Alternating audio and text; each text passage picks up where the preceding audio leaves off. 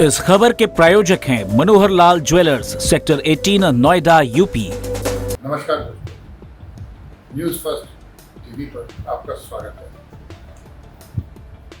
चुनाव भारतीय जनता पार्टी जीत तो गई, पर माहौल बहुत गर्म है। उसे हर कोई नसीहतें दे रहा है। पहले आरएसएस प्रमुख मोहन भागवत ने नसीहत दी और अब संघ की राष्ट्रीय कार्यकारिणी के सदस्य इंद्रेश कुमार ने भी कुछ ऐसा कहा है जिससे लेकर चर्चाओं का बाजार गर्म हो गया। ये इंद्रेश कुमार वही हैं जो भारतीय जनता पार्टी और संघ से मुसलमानों को जोड़ने की कोशिश एक लंबे अरसे से करते आ रहे हैं। उन्होंने राष्ट्रीय मुस्लिम मंच की स्थापना की।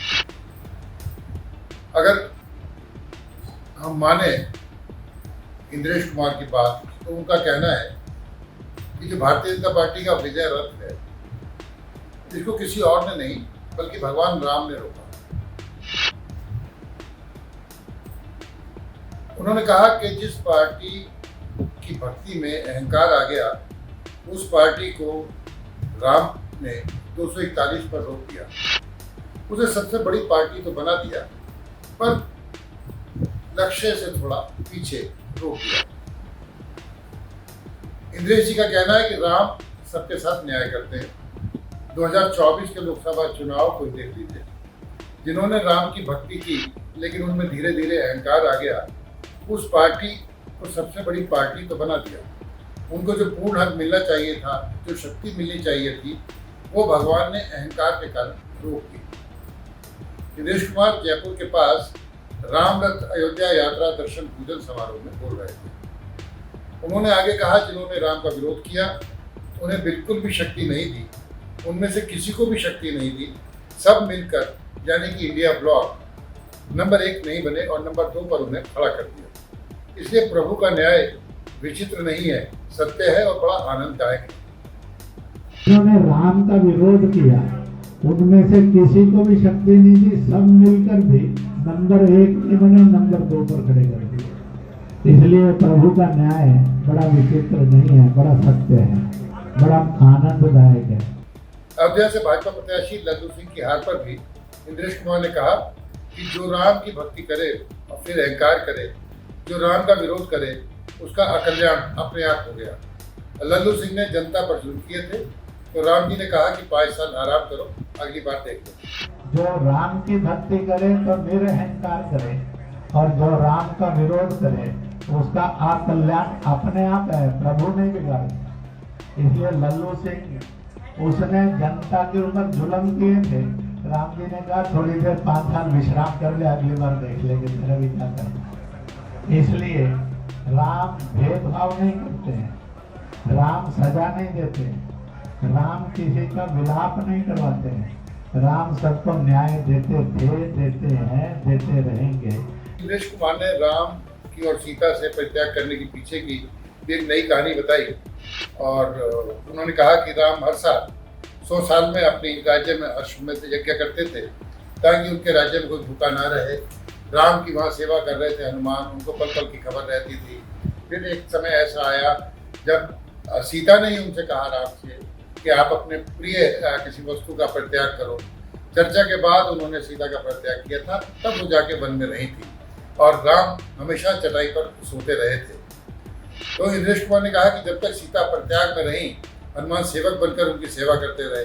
राम क्या सोचते हैं ये सीता को पता होता था, सीता क्या करती है ये राम को पता होता था। इसके बाद राम जितने वर्षों तक धरती पर रहे, उन्होंने राजसी सुखों का भोग नहीं किया। राजमहल में चटाई बिछाकर सोते रहे, कभी सिंहासन पर नहीं बैठते थे। एक छोटी सी बात इस समय में और कहूँगा, राम का सीता का परित्याग कहानी आपने क्या पढ़ी है मैं जानता नहीं, परंतु मैं सुना जरूर देता हूँ। राम राज्य करते करते हर 100 वर्ष के बाद अश्वमेध यज्ञ करते थे। जिस समय कोई कर्जदार ना रहे, कोई रोगग्रस्त ना रहे, कोई बिना छत के नहीं रहे, कोई बिना शिक्षा के नहीं रहे, कोई बिना रोजगार के नहीं रहे, जब ऐसा हो जाता था तो अश्वमेध यज्ञ करते थे। यानी कि वो क्या संकेत दे रहे हैं? अहंकार का संकेत दे रहे हैं या सत्ता के समय जनता के दुखों की जानकारी लेने का संकेत दे रहे हैं? आपको याद होगा कि आरएसएस चीफ मोहन भागवत ने 10 जून को नागपुर में संघ के कार्यकर्ता विकास वर्ग के समापन में कुछ कहा था, जहाँ से आवाज़ें बहुत तेज हो गई थी। यहाँ भागवत ने चुनाव राजनीति और राजनीतिक दलों के रवैये पर बात की थी। जो सबसे बड़ा वाक्य उन्होंने कहा था वो ये था कि जो सेवक है वो अहंकारी नहीं हो सकता। अब उनका इशारा किसकी तरफ था, इसको लेके विश्लेषक अलग अलग बात करते हैं। भागवत ने ये भी कहा था कि जो मर्यादा का पालन करते हुए कार्य करता है, गर्व करता है, किंतु लिप्त नहीं होता, अहंकार नहीं करता, वही सही अर्थों में सेवक कहलाने का अधिकारी है। उन्होंने कहा कि जब चुनाव होता है तो मुकाबला ज़रूरी होता है, इस दौरान दूसरों को पीछे धकेलना भी होता है, लेकिन इसकी एक सीमा होती है। यह मुकाबला झूठ पर आधारित नहीं होना चाहिए। उन्होंने मणिपुर की स्थिति पर भी एक बात कही थी। उन्होंने कहा कि मणिपुर 1 साल से शांति की राह देख रहा है। बीते 10 साल से मणिपुर में शांति थी, लेकिन अचानक से वह गन कल्चर बढ़ गया। जरूरी है कि इस समस्या को प्राथमिकता से सुलझाया जाए। पहले भागवत और अब इंद्रेश कुमार आखिर क्या कहना चाहते हैं? भारतीय जनता पार्टी थोड़ी सी सिमट क्या गई कि उस पर सब उसे नसीहतें देने लगे। आपको क्या लगता है? आपको ये वीडियो कैसा लगा? आपको भागवत और इंद्रेश के क्या संकेत है, इसका हमें फीडबैक दीजिए।